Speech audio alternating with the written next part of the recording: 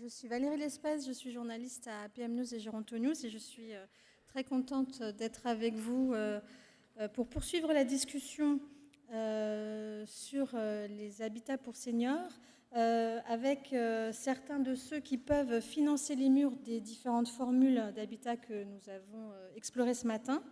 Alors, nous avons avec nous Mario Baston, vous êtes directeur général d'Eneal, la foncière médico-sociale d'Action Logement. À côté de vous, Delphine Pavie, vous êtes directrice du pôle associatif et médico-social de CDC Habitat. Gilles Leclerc, tout au bout là-bas, vous êtes directeur général d'Axantia, la foncière du groupe BPCE. Et Adrien, alors voilà, je savais que j'allais bloquer sur votre nom de famille, excusez-moi. Dites-le vous-même. Krombrugge. Ouais, voilà, c'est pour ça, c'est difficile. Vous êtes directeur du pôle Grand Âge et Autonomie de la direction de l'investissement de la Banque des Territoires à la Caisse des dépôts.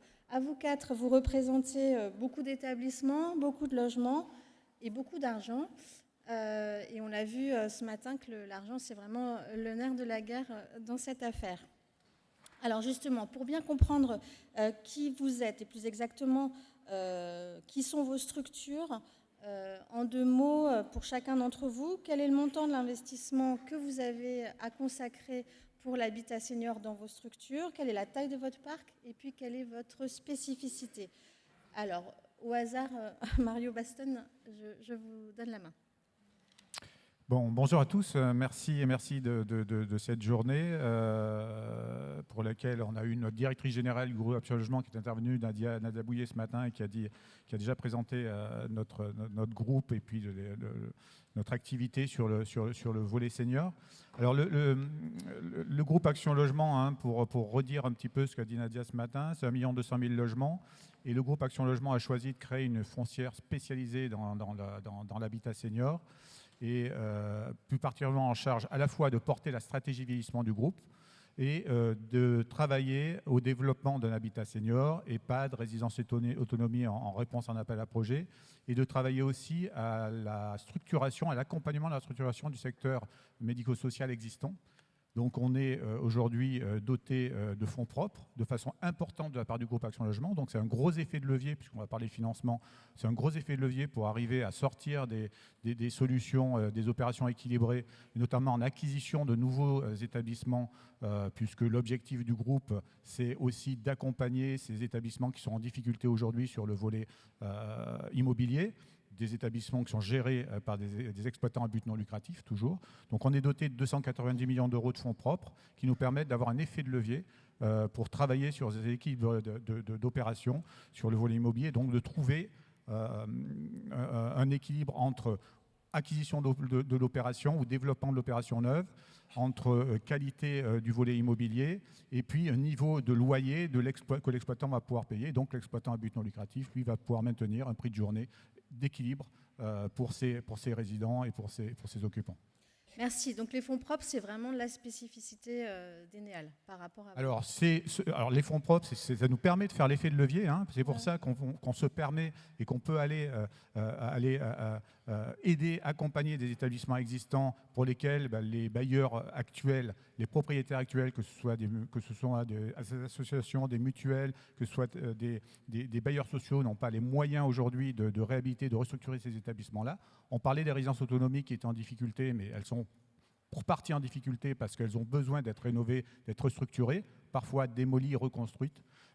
Et pour ça, il faut des moyens. Donc ça, c'est un effet de levier. Et ensuite, on a bien sûr toute l'ingénierie financière dont on va parler et qui permet d'accompagner. Absolument. Merci Gilles Leclerc, même question. Quelle est la spécificité de votre structure, le montant des investissements que vous pouvez réaliser dans ce secteur-là, la taille de votre parc? Donc Axantia, nous sommes une filiale du groupe Habitat en Région qui est le pôle logement social des caisses d'épargne. Nous avons 20 ans d'existence. Nous sommes la société la plus jeune du groupe Habitat en Région. Et nous avons aujourd'hui 230 établissements, dont les 2/3 sont dédiés aux personnes âgées. Les autres résidences et établissements sont dédiés à l'accueil des personnes handicapées, personnes en situation de précarité, protection de l'enfance, étudiants et jeunes actifs. dans les prochaines années, sur les 4, jusqu'en 2028, c'est 400 millions d'euros d'investissement donc, sur des nouveaux projets. Voilà. Alors, projets de construction neuve, projets d'acquisition, amélioration, voilà, dont plus des 2/3 sont dédiés aux personnes âgées. Et donc, justement, on est, de par notre actionnariat, en accompagnement des territoires. Donc, nous sommes, comme les caisses d'épargne, des acteurs du territoire, et donc nous intervenons sur tout type de territoire. Notre plus petit établissement est dans un village de 600 habitants, et nous allons également aussi jusqu'à Paris. Et aujourd'hui, notre orientation, donc effectivement, c'est d'accompagner le développement de l'habitat des seniors, donc sur les formes d'habitat dont on a parlé ce matin, mais aussi sur de la colocation pour personnes âgées, sur de l'accueil familial, donc on a été cité aussi tout à l'heure, avec différents acteurs qui ont été aussi cités ce matin. Voilà, donc c'est pour nous un axe important, parce que justement, c'est de notre ADN de répondre aux besoins d'accompagnement des territoires et en lien avec justement toutes les synergies qu'on peut mettre en place avec les caisses d'épargne. Merci. Delphine Paville, même question. Montant de l'investissement, taille du parc et spécificité. Alors, spécificité, donc je rappelle ce que disait Myriam El Khomri ce matin, c'est que CDC Habitat, filiale à 100% du groupe Caisse des dépôts, c'est un opérateur d'habitat, un opérateur global d'habitat d'intérêt public qui gère plus de 560 000 logements, dont 80% de logements sociaux.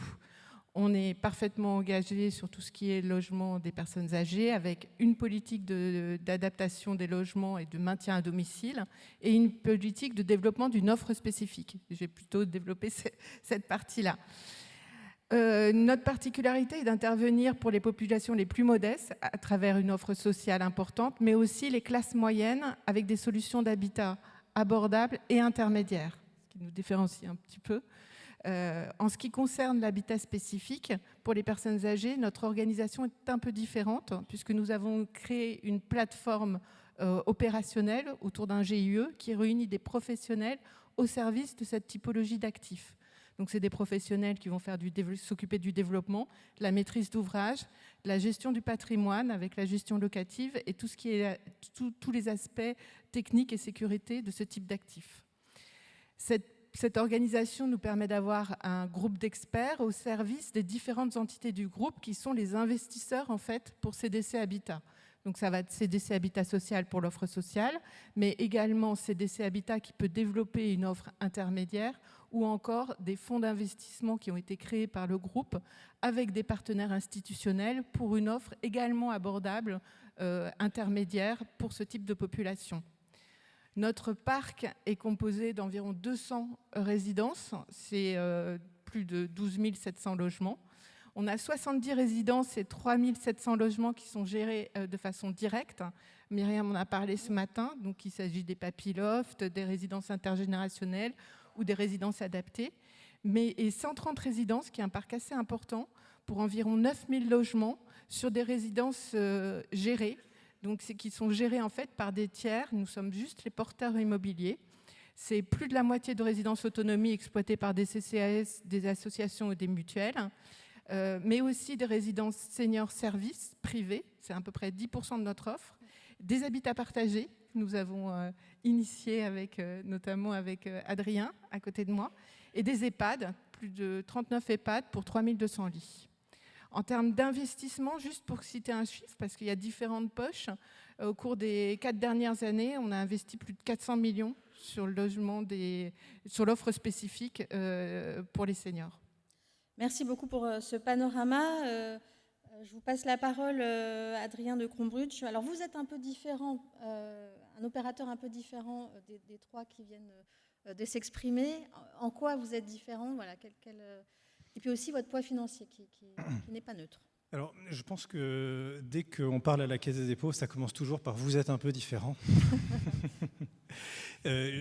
Évidemment, je ne représente pas un bailleur social, je représente la direction de l'investissement de la Banque des Territoires qui agit, intervient avec les fonds propres de la Caisse des dépôts Dans ce grand environnement d'investissement, je représente la stratégie liée au grand âge. Et donc, peut-être une autre particularité, c'est que nous avons une stratégie où on se positionne sur l'ensemble du parcours de vie des seniors, depuis le maintien à domicile jusqu'à la vie en EHPAD. Et de fait, notre stratégie d'investissement ne recouvre pas que de l'immobilier, elle recouvre aussi une partie corporate. Nous investissons dans des entreprises qui concourent, qui participent au maintien à domicile. Et puis, on continue sur ce parcours de vie. Nous investissons aussi sur des solutions de RSS, d'habitat inclusif et d'EHPAD, afin d'accompagner toutes les étapes de la vie du senior. Et je le redis, à la fois sous l'angle immobilier et à la fois sous l'angle corporate exploitant. Et sur l'angle immobilier, vous avez aussi une particularité, c'est de ne pas être le premier investisseur d'un projet. Donc ça aussi, c'est important à signaler. Oui. En fait, comme nous sommes un acteur public qui agissons toute la journée sur des marchés privés, pour prouver aux régulateurs que nous ne sommes pas en aide d'État, on doit toujours intervenir en co-investissement avec un acteur privé. De fait, ça nous ramène vers une stratégie d'investissement peut-être moins patrimoniale et donc plus dans des conditions de marché, aux côtés d'un investisseur privé et avec des exigences de liquidité et de rotation du portefeuille qui sont un véritable challenge quand on se positionne sur ce marché qui a besoin de long terme. C'est ce que nous savons donner, mais avec la limite que nous évoquons là. Ça veut dire que quand vous êtes sur un projet, vous n'êtes pas le financeur principal, jamais même. Jamais le principal. Ouais. Et vous êtes sur du plus court terme que les autres investisseurs. Voilà. En moyenne, c'est 7 ans de présence dans un projet avant de faire tourner le portefeuille. Ce qui est important dans tous les propos que je vais essayer d'avoir là pendant ce petit moment, c'est que la Caisse des dépôts a une stratégie d'investissement, a une doctrine qui est exigeante, qui a ses contraintes, mais en fait, on essaye de s'adapter le plus souvent, autant qu'on peut, aux circonstances. Un autre critère d'investissement, c'est que nous avons besoin que le projet ait un certain track record, qu'on puisse analyser la qualité servicielle qu'il y a derrière.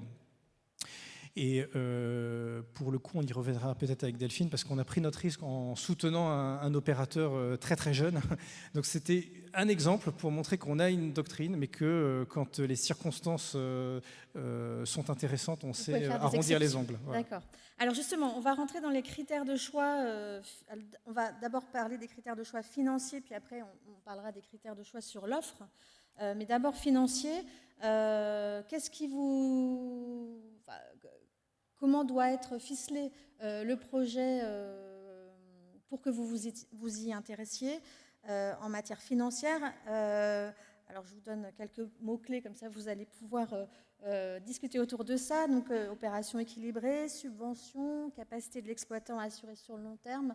Mario Baston, est-ce que j'ai bien résumé? S'il y a d'autres choses aussi? Oui, c'est déjà une grande partie. Nous,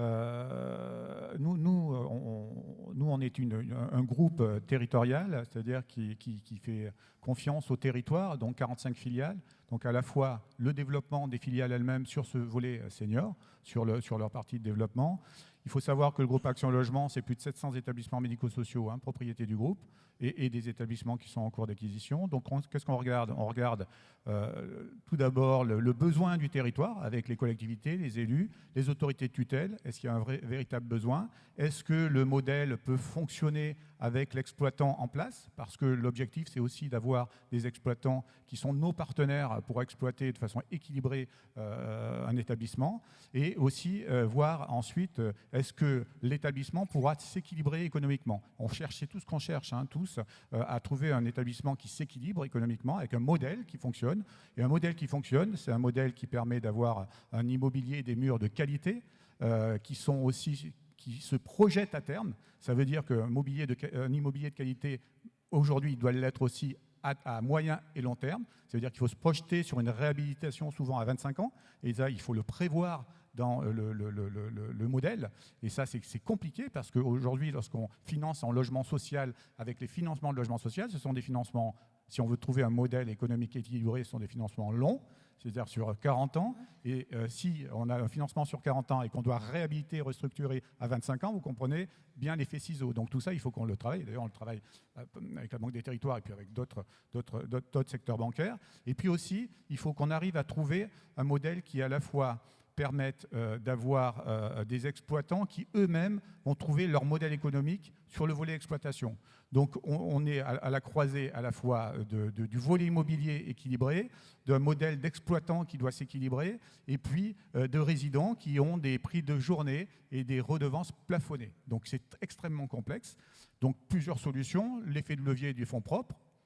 On l'a dit ce matin, tous les bailleurs ne peuvent pas mettre beaucoup de fonds propres sur ces opérations-là. Parfois, ils n'en mettent pas du tout. Donc, ça ne permet pas de faire cet effet de levier-là. D'autant plus que les fonds propres du logement social, bien souvent, ce ne sont pas des fonds propres rémunérés. Ce sont des fonds propres qui sont récupérés à la fin de l'opération. Nous, on a fait le choix de ne pas les rémunérer, justement pour équilibrer ces opérations-là. Et ensuite, on a toute l'ingénierie financière. On va chercher auprès des banques, et notamment auprès de la Banque des Territoires, des financements. Mais c'est du financement de logement social en PLS, bien souvent. Donc, ce sont des financements qui doivent s'équilibrer. Et puis, on va aussi aller chercher des enveloppes, des grosses enveloppes de financement auprès d'autres banques pour trouver ces moyens, sur le moyen et le long terme, de trouver ces structures, cette ingénierie financière. Et je terminerai juste sur un sujet, c'est-à-dire qu'il n'y a pas que le volet financement, c'est-à-dire que nous, on a fait tous le choix d'avoir une spécialisation. Et une spécialisation, c'est quoi? C'est d'être en capacité de poser de l'ingénierie technique, de l'ingénierie financière sur ces opérations-là, de se projeter, d'avoir un plan stratégique de patrimoine, d'avoir une vraie stratégie patrimoniale sur ces opérations, ce que n'ont pas certains bailleurs qui n'ont que quelques opérations à travailler et qui travaillent finalement au jour le jour sur ces opérations-là. Et on ne peut plus travailler au jour le jour, il faut travailler sur des vraies stratégies patrimoniales et financières sur ce type d'opération. Gilles Leclerc, je pense que vous êtes d'accord avec ce que vient de dire votre collègue. Est-ce que vous voyez, vous, d'autres leviers nécessaires financiers? Moi, je confirme, genre nous, on fait de l'habitat spécifique, on ne sait pas faire du logement social classique. Voilà. Et inversement, enfin, je dirais quelque part, chacun son métier. Donc oui, enfin, il y a beaucoup de choses qui ont été dites et je rejoins ce qu'a dit Mario. Le premier point, c'est la qualité intrinsèque du projet. Et ce matin, ça a été cité, hein, c'est l'endroit où se situe le projet. C'est déjà, est-ce qu'il est soutenu par un acteur du territoire? Et en premier lieu, je dirais la ville, la commune. Et ensuite, c'est le gestionnaire. Voilà, quelle est sa qualité, son expérience? Est-ce que c'est un secteur d'activité qu'il maîtrise? Et puis après, très vite vient l'aspect financier. Et le premier point pour nous, c'est le loyer. Est-ce que le loyer est supportable pour le gestionnaire par rapport à son compte d'exploitation? Le fait que nous soyons effectivement liés à un groupe bancaire n'a absolument rien à voir là-dedans, c'est-à-dire que nous, on n'a pas de taux de rendement qui nous sont imposés. Okay. Le premier point, c'est le loyer. Est-ce qu'il est supportable? Et Mario l'a dit, c'est est-ce que dans la durée, nous sommes capables d'entretenir le bâtiment et de veiller à ce qu'il soit pérenne. C'est d'ailleurs des choses que certaines fois les autorités de tutelle ne comprennent pas, parce qu'elles ont l'impression qu'effectivement on gonfle les loyers, mais non, quand on prend des financements, c'est des financements sur 40 ans, 50 ans, et nous on porte le bâtiment sur ces durées-là. Donc derrière, il faut qu'on soit capable de le faire. Pour nous, c'est une question d'utilité pour le résident, une question d'utilité pour le gestionnaire et de garantie de la qualité de notre patrimoine. Après, effectivement, derrière, c'est tout le montage qu'il peut y avoir, hein, c'est toute l'ingénierie financière au travers de la convention. Et une convention, chez nous, il n'y en a pas une convention, c'est ce qui régit le lien entre le bailleur et le gestionnaire. Et chez nous, il n'y en a pas une qui est identique. Voilà, parce que justement, on fait en sorte de s'adapter à chaque cas précis. Et puis après, il y a effectivement ce qui devient de plus en plus rare, mais ça, je dirais, on fait avec, hein, ce sont les subventions. Voilà. Oui, je m'étonnais que vous ne le disiez pas avant, mais voilà. On y arrive. Et puis après, il y a la part fonds propres. Et donc là, effectivement, dans ces cas-là, c'est aussi le moment de vérité. C'est quelque part, est-ce qu'une fois qu'on a mis tout ça bout à bout, est-ce que le projet, entre guillemets, est viable? Est-ce que nous, on est capable de le faire? Est-ce qu'on y trouve un intérêt aussi, nous, à Xantia, pour le faire? Et dans certains cas, ça ne matche pas. Voilà. Et donc, l'objectif, c'est de faire en sorte que ça colle. Il y a des fois où ça ne colle pas. Et j'ai déterminé un bon niveau de loyer, c'est beaucoup d'itérations avec le gestionnaire. Puis de temps en temps, effectivement, c'est Enel qui prend le dossier. Delphine Pévy, la même chose, au point de vue financier. Puis après, on abordera spécifiquement l'offre. Oui, alors au point de vue financier, moi je ne vais pas paraphraser ce que vous avez dit, puisqu'on est un peu sur la même logique. Un projet, alors simplement dire que nous, l'habitat spécifique, c'est finalement de l'habitat au service d'un projet. Et d'abord, ce qui doit nous motiver, c'est le projet. Donc c'est le projet du gestionnaire, c'est ce qu'il propose, et c'est sa pérennité. On est des investisseurs très long terme dans le monde du bailleur social. Et moi les actifs que j'ai en patrimoine, ils ont été construits dans les années 60-70. Donc on a aussi tout ce recul pour voir ce qui s'est passé, même si on est arrivé après, mais on voit un peu les écueils. Et Mario le disait très bien, c'est qu'on se finance aussi sur des emprunts qui sont très très long terme, et on a besoin, en fait, la vie économique des actifs est beaucoup plus courte.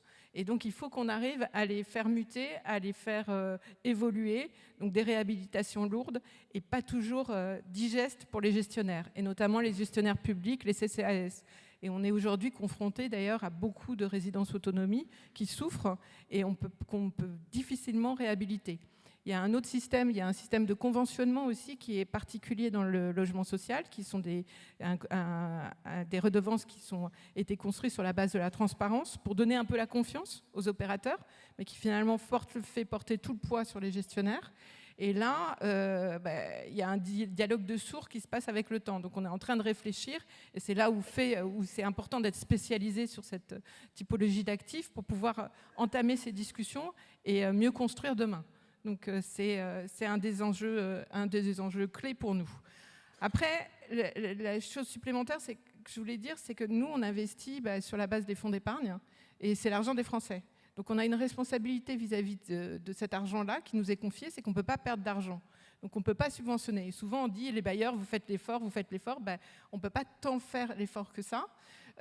On a aussi des contraintes, et Macos le disait ce matin en disant on a des frais de gestion, on a l'encolle qui nous tombe dessus en disant vous mettez trop de frais de gestion.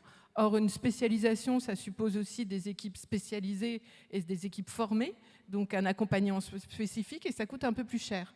Donc il faut qu'on intègre ça aussi dans nos modèles. Et d'où effectivement la nécessité d'avoir des aides à la pierre si on veut garder une offre et développer une offre qui soit plus abordable, de résidence autonomie, de résidence senior intermédiaire. Nous, on a beaucoup travaillé, on est en train de travailler sur la nouvelle législation qui permet demain de faire des résidences gérées sous un statut intermédiaire avec des économies, notamment sur les taxes foncières. Mais on a vraiment besoin aussi d'avoir des opérations qui permettent d'être accessibles au plus grand nombre et avec des loyers qui restent abordables pour les personnes âgées.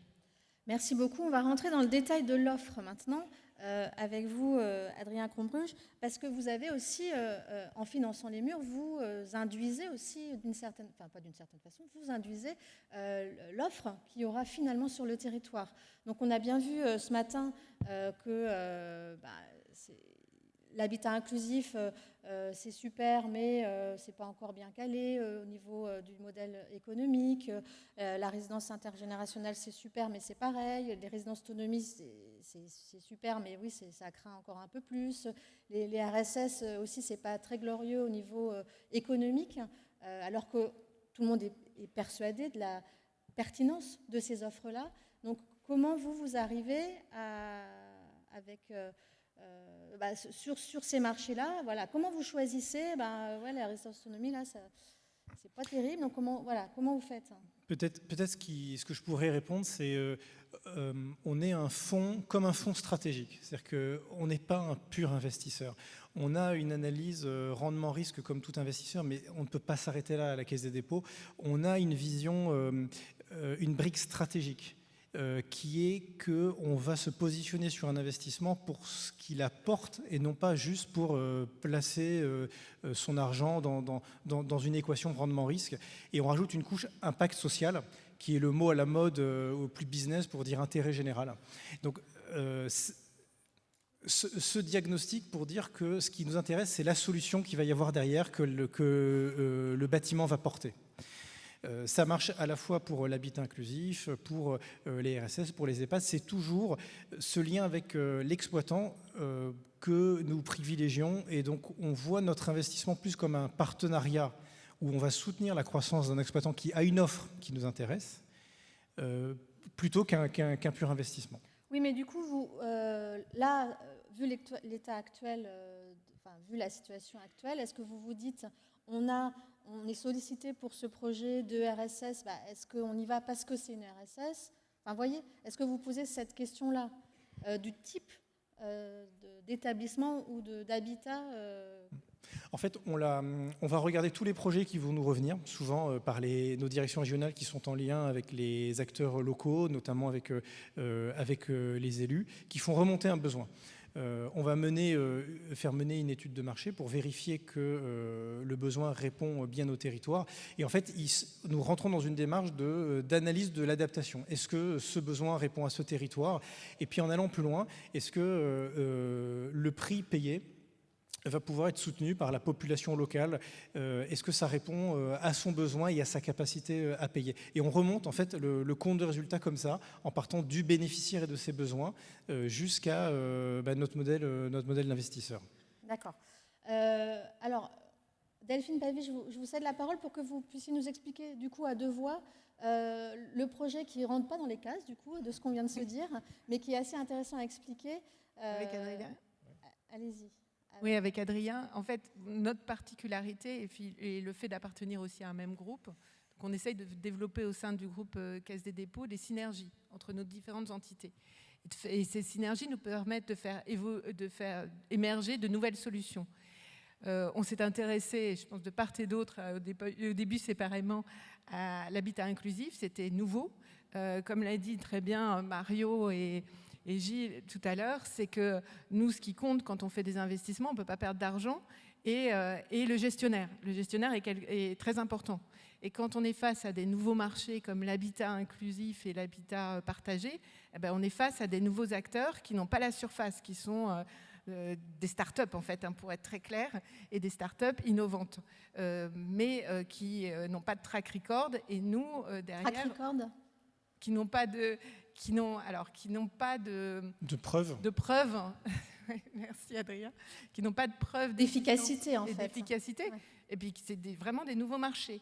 Et ça nous intéressait parce que ça répondait à une demande, ça répond à une demande, à un besoin.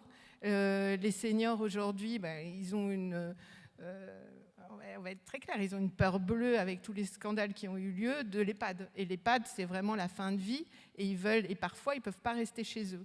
Et donc, rester chez eux, c'est trouver un habitat intermédiaire. Pour les personnes les plus autonomes, on a la résidence autonomie, la résidence service. Mais pour ceux qui ont vraiment des fragilités, c'est la nécessité d'avoir une présence 24 heures sur 24 ou une présence en continu la journée. Donc, c'est ces nouveaux métiers qu'a permis la loi Elan. Mais pour ce faire et pour pouvoir aller engager CDC Habitat, il me fallait des opérateurs qui soient soutenus par ailleurs. Et donc, c'est là où on s'est rejoint dans nos groupes de travail avec Adrien pour essayer de faire émerger une solution ensemble, de l'accompagner, alors moi sous le volet immobilier, en étant juste investisseur immobilier, mais sans entrer du tout dans la gestion, et Adrien, pour pouvoir, sous l'angle un peu plus opérationnel, et je te laisserai en parler, Adrien, pour pouvoir vraiment accompagner le développement de cette offre. Alors cette offre, quelle est-elle ? Alors ça s'appelle Domani, qui est un des exploitants qu'on soutient. Et avec un peu d'humour, je dirais que si on avait voulu le faire, on n'y serait pas arrivé. Et en fait, toutes les planètes se sont alignées et c'est assez étrange comme histoire. C'est l'histoire en fait de deux jeunes gars qui sortent de leurs études et qui ont une idée de dingue de porter une exploitation d'habitat inclusif. Et qui se font incuber par l'incubateur d'ICAD, qui est au sein du groupe Caisse des dépôts. Et donc, ils se font repérer par le top management du groupe, ce qui les amène jusqu'à mon équipe, où on les teste, on teste leur idée, mais il n'y a pas de POC, il n'y a pas de preuve de concept. Et on a investi en fonds propres dans l'exploitant tout jeune, avec sa promesse innovante qui nous plaisait, on voulait prendre ce risque. Et puis après, et parallèlement, le mariage s'est fait avec CDC Habitat, avec Delphine, qui a signé un protocole d'accord pour les 6 premiers sites de mémoire, quelque chose comme ça, 7. Et puis, ça a émergé, on a vu les premiers sites, on a tout monitoré, tout se passe bien. Et cette histoire, je la fais très courte parce que c'est plusieurs années de travail. Et aujourd'hui, donc, c'est un opérateur qui est en marché libre, qui n'est pas en logement social, avec ce souci d'être le plus accessible possible, de se caler à la retraite moyenne le plus possible. Et puis la belle histoire, c'est qu'ils ont trouvé un mécanisme pour pouvoir rentrer dans le logement social. Et donc il y a une autre équipe de la Caisse des dépôts qui à ce moment-là est mobilisée à leur côté, la direction des prêts, qui prête sur fonds d'épargne et qui prête au logement social. Et donc on continue à accompagner avec tous les outils financiers dont nous disposons au sein du groupe, ce projet innovant d'habitat inclusif. D'accord. Donc pour l'instant, vous disiez il y a 7 sites. On en a plus, mais là, on a un engagement assez fort maintenant sur Domani. Alors, on essaye de diversifier parce qu'on ne peut pas avoir qu'un seul partenaire, donc on diversifie auprès d'autres. On aimerait en faire un peu plus en logement social. J'étais très intéressée par ce que j'ai entendu ce matin sur le logement social et ces initiatives-là, associatives. En logement social et pour en fait une population plus modeste, il faut être vraiment très, très accompagné financièrement. On en a dans les DOM, en Martinique, de mémoire, avec l'association Solia, mais on a quand même beaucoup, beaucoup de difficultés à en sortir et à en faire. Alors de l'habitat inclusif comme colocation partagée, hein.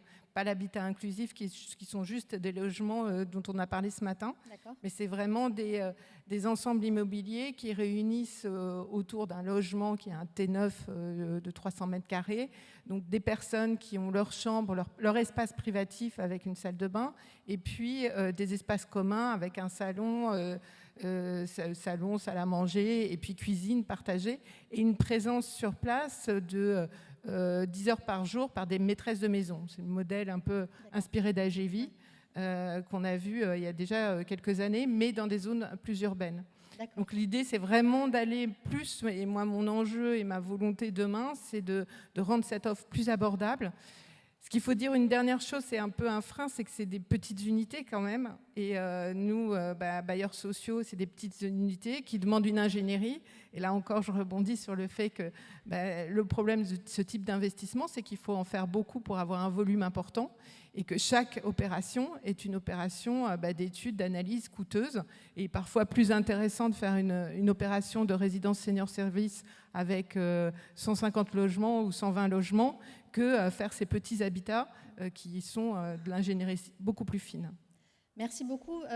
Pour terminer, puisque le temps presse, Mario Baston, sur vraiment spécifiquement l'offre, vous êtes un grand partenaire des résidences autonomie, mais on a vu que les résidences autonomie avaient un modèle un peu compliqué en ce moment.